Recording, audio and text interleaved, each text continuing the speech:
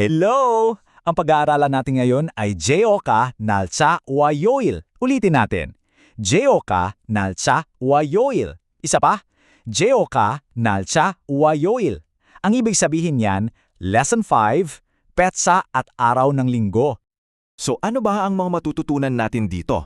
Well, una, magagawa nating sabihin ang mga araw ng linggo in Korean.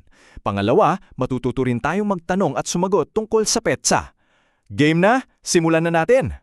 Siyempre, bago tayo bumuo ng mga pangungusap, kailangan muna natin ng vocabulary. So unahin natin yung mga araw ng linggo, or sa Korean, yoil. Okay, simulan natin sa Lunes. Sa Korean, ang Lunes ay Waryoil. Pakinggan niyong mabuti. Waryoil. Ulit, Waryoil. Ang Martes naman ay Hwayoel. Sabayan niyo ko, Hwayoel. Isa pang beses, Hwayoel. Sunod, para sa Miyerkules, ito ay Suyuil. Okay, pakinggan. Suyuil. One more time, Suyuil.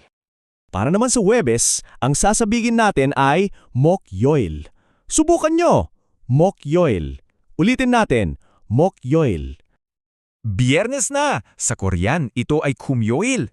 Bigkasin natin, Kumyoil. Isa pa, Kumyoil. At syempre, ang weekend. Para sa Sabado, ito ay Toyoil. Pakinggan, Toyoil. Ulit, Toyoil. At ang huling araw, Linggo. Sa Korean, ito ay Iryoil. Ulitin natin, Iryoil. Ang galing. Last one, Iryoil. Ayan, kumpleto na natin yung 7 araw. So i-review natin lahat ha. Sabayan niyo ko. Simulan natin sa Lunes. Waryoil, Waryoil. Sunod, Hwayoil, Hwayoil.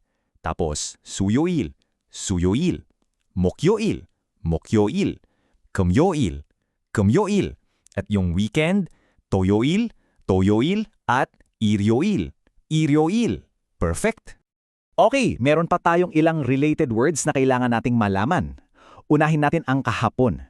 Sa Korean, ito ay oje. Pakinggan nyo, oje. Ulit, oje. Para naman sa ngayon, ang salita ay onel. Sabihin nyo, onel. Ulit, onel. Yung bukas naman ay nail. Try nyo, nail. Isa pa, nail. Tapos yung weekend, ito ay chumal. Pakinggan, chumal. Ulit, chumal. At syempre, kung may weekend, may weekday. Ito naman ay pyonghil. Ulitin natin, pyonghil. Last time, pyonghil. Ngayon, may mga bago na tayong salita, di ba? Alamin naman natin kung paano sila gamitin. Dito na tayo sa ating unang grammar lesson. So ito yung particle na e. Simple lang to. Ginagamit natin ang e at idinidikit sa mga salita na tumutukoy sa oras o panahon tulad ng mga araw ng linggo. Ito yung nagpapakita kung kailan nangyari yung isang bagay. Tingnan natin tong mga halimbawa para mas malinaw. Unang sentence, 월요일에 일해요. Ang ibig sabihin niyan, nagtatrabaho ako tuwing Lunes. Pakinggan niya ulit, 월요일에 일해요. Isa pa, 월요일에 일해요. Sunod, 금요일에 영화를 봐요. Nanunood ako ng pelikula tuwing Biyernes. Ulitin natin, 금요일에 영화를 봐요. Last one for this, 금요일에 영화를 봐요. At itong panghuli, 주말에 쉬어요. Ibig sabihin, nagpapahinga ako tuwing weekend. Okay, pakinggan, 주말에 쉬어요. Ulit, 주말에 쉬어요. Okay, practice time. Subukan natin gamitin yung natutunan natin. Tingnan nyo lang yung picture dyan, tapos kompletuhin natin yung conversation. So ang tanong dito ay, 오늘이 무슨 요일이에요? O anong araw ngayon? Tingnan nyo yung kalendaryo, ano kayang dapat isagot ni na? I'll give you a few seconds to think. Ano, nakuha nyo ba? Ang tamang sagot ay Toyoilyeyo. Ang ibig sabihin, Sabado ngayon. Ang galing! Pakinggan natin ulit yung sagot. Toyoilyeyo. Isa pang beses, Toyoilyeyo. Mahusay! Ngayon, punta na tayo sa ating second grammar point. Ito naman yung kung paano natin sasabihin na tapos na o nangyari na ang isang bagay. Gagamit tayo ng past tense. Medyo simple lang ang rules nito.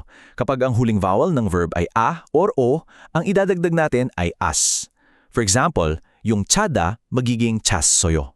Pakinggan nyo, chatsoyo. Ulit, 찼어요. Ngayon, kung ibang vowel naman tulad ng O, to, or E, ang idadagdag natin ay ot. Yung mukta, for example, magiging 먹었어요. Subukan nyo, 먹었어요. Ulit, 먹었어요. At para sa mga verbs na nagtatapos sa he, nagiging het siya.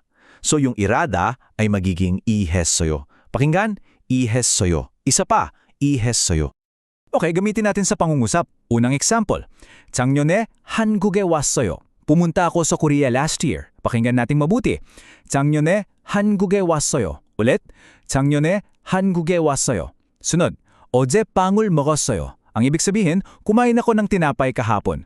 Ulitin natin. 어제 빵을 먹었어요. Isa pa, 어제 빵을 먹었어요.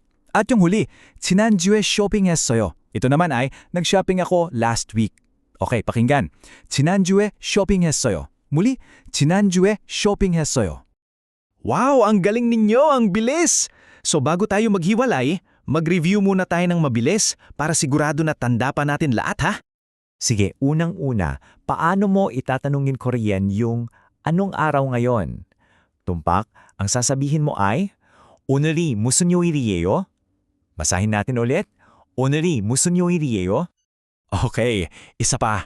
Paano mo naman sasabihin na, pumunta ako sa Korea noong nakaraang taon?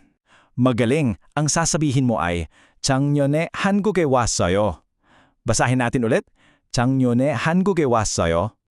Ayun, hanggang dito na lang muna tayo for this lesson. Keep practicing. Makita-kita tayo ulit. 다음에 또 만나요.